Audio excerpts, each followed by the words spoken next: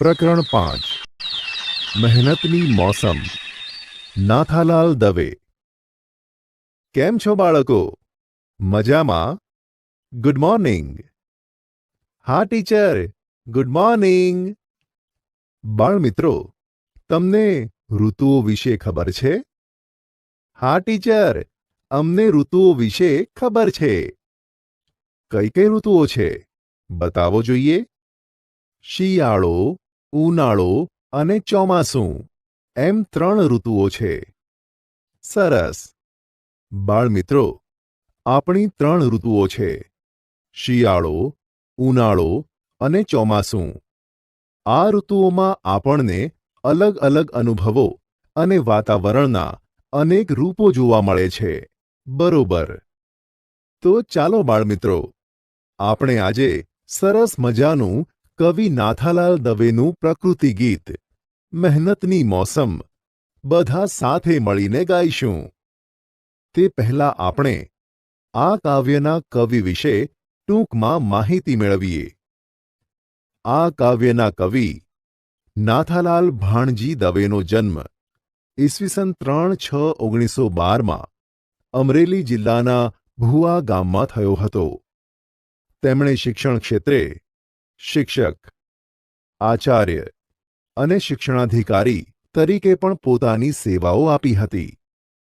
તેમના કાવ્ય સંગ્રહોમાં કાલિંદી, જાહ્નવી, અનુરાગ, પિયાબિન વગેરે નોંધપાત્ર કાવ્યો છે।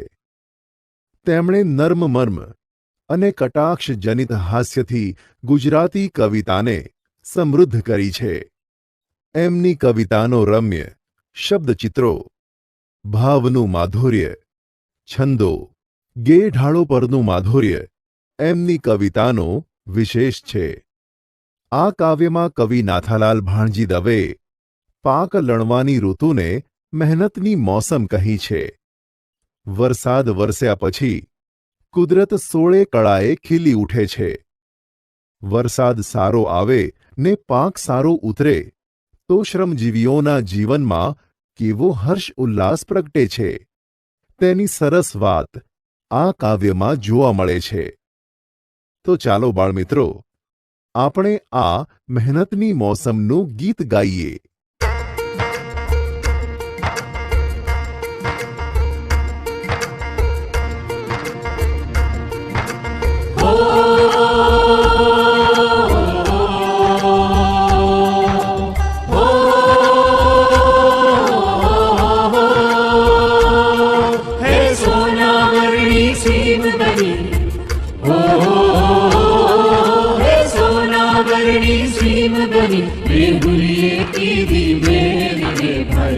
मौसम आवी मेहनतनी, मौसम आवी मेहनतनी, है सोनावरणी सीम बनी मेहुलिए की दी मेरे भाई।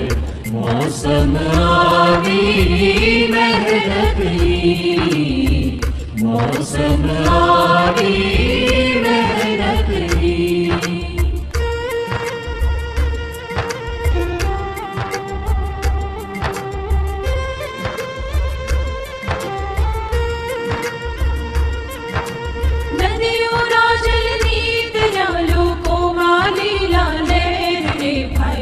मौसम आवी मेहनतनी, लीलो कंचन बाजरो ने उजड़ो दूध कपास रे भाई। मौसम आवी मेहनतनी, मौसम आवी मेहनतनी।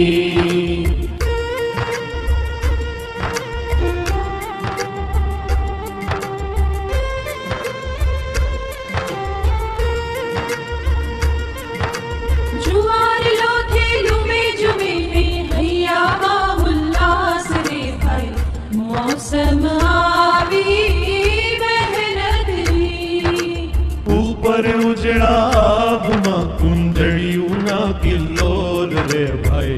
मौसम आवी मेहनतनी, मौसम મોસમ આવી મહેનતની.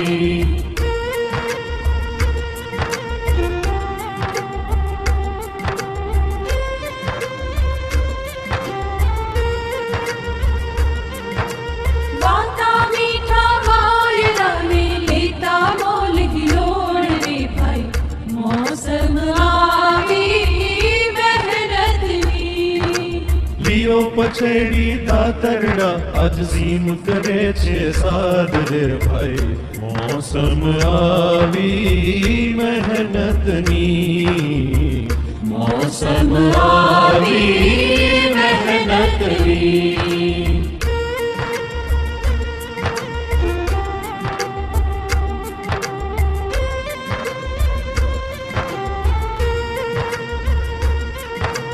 રંગે સંગે કામ કરીએ થાય મલક આબાદ રે ભાઈ, મોસમ આવી મહેનતની. લીપી ગૂપી ખડા કરો લાવો ઢગલે ઢગલા ધાન રે ભાઈ, મોસમ આવી મહેનતની. મોસમ આવી મહેનતની.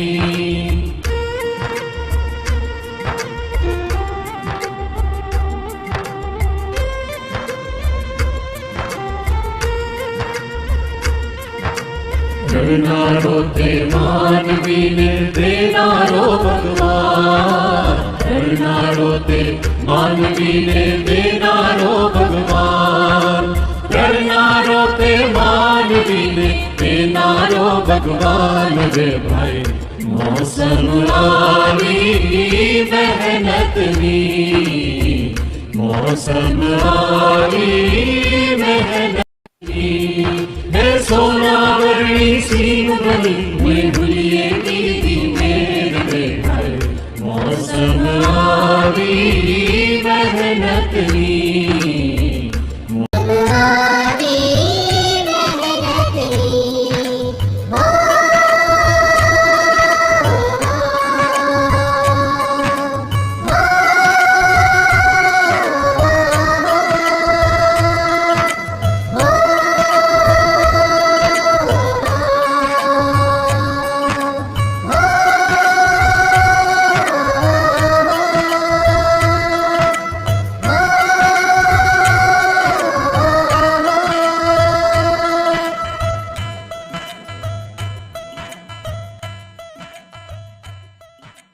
બાળ મિત્રો, મજા આવી આ પ્રકૃતિ ગીત ગાવાની?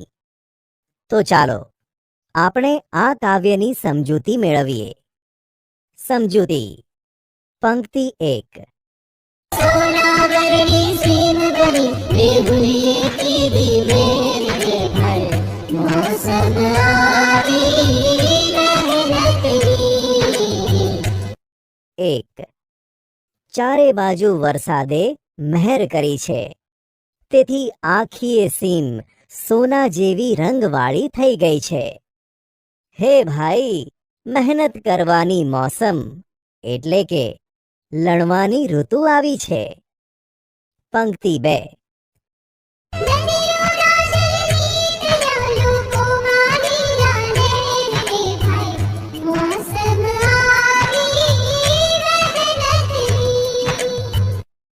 બે. નદીના પાણી ચોખ્ખા થયા છે, આથી લોકોમાં આનંદ લીલા લહેર છવાઈ ગયો છે. ભાઈ, મહેનત કરવાની મોસમ લણવાની ઋતુ આવી છે. પંક્તિ 3. લીલો કંચન બાજરો ને ઉજળો દૂધ કપાસ રે ભાઈ, મોસમ આવી મહેનતની. 3. ખેતરોમાં સોના જેવો મૂલ્યવાન તાજો બાજરો લહેરાય છે, ને કપાસ દૂધ જેવો ઉજળો છે. ભાઈ, મહેનત કરવાની મોસમ લણવાની ઋતુ આવી છે. પંક્તિ 4.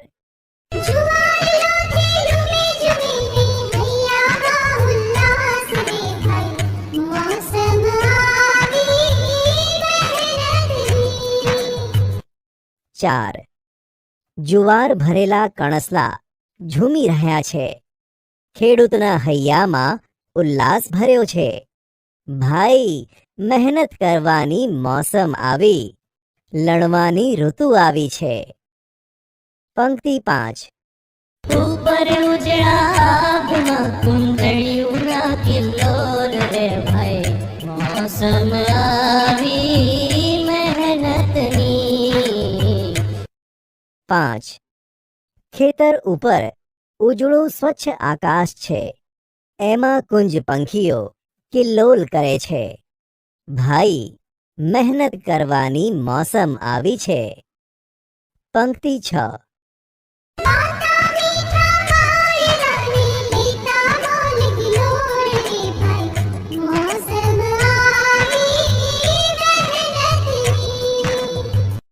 6. મીઠા મધુર પવન વાય છે અને એમાં પાક હિલોળા લે છે. ભાઈ, મહેનત કરવાની ઋતુ આવી છે. પંક્તિ 7. લીઓ પછેડી દાતરડા આજ સીમ કરે છે સાથ રે ભાઈ, મોસમ આવી મહેનતની. 7. પાક લણવા માટે દાતરડા લો અને સાથે પાક બાંધવા પછેડી લો. એટલે કે પાક બાંધવા માટે વપરાતું ચાદર જેવું જાડું કપડું પણ લો. સીમ આજે બોલાવી રહી છે. ભાઈ, મહેનતની ઋતુ આવી છે. પંક્તિ 8.